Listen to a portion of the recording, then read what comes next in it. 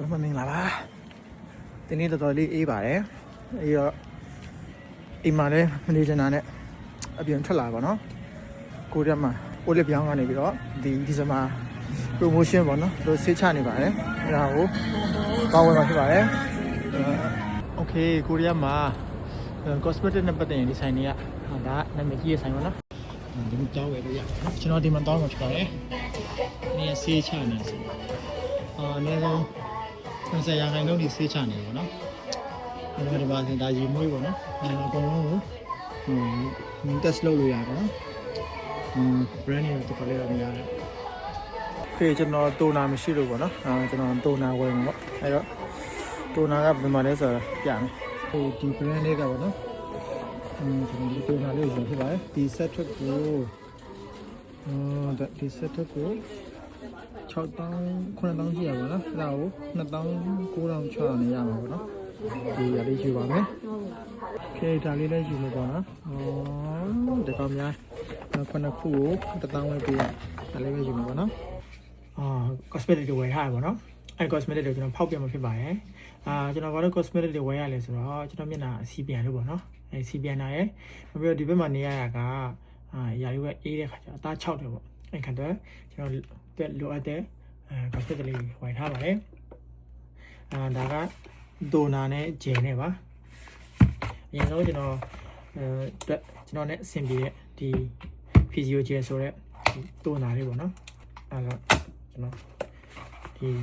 promotion လေးရအောင်ဝယ်ထားပါပေါ့နော်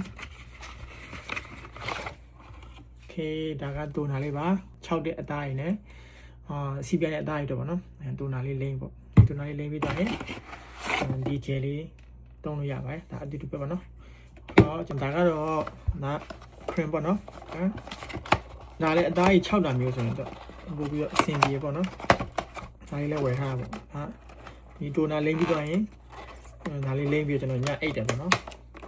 ဒီပစ္စည်းကအရင်ဝယ်ထားပစ္စည်းမရှိတော့လို့ပေါ့နော်ကုန်သွားလို့ကျွန်တော်တက်ထောက်ဝယ်ထားပါတယ်နောက်တော့ဒီတပူးပါတယ်ပြီးရင်ဒီကအသေးလေးတစ်ခုအပိုးပါတယ်ပေါ့နော် okay ဒါညာအိတ်လိမ့်တာပေါ့နော်ဒါစီရန်လေးပါဒါနှစ်ဘူးပါဆိုတော့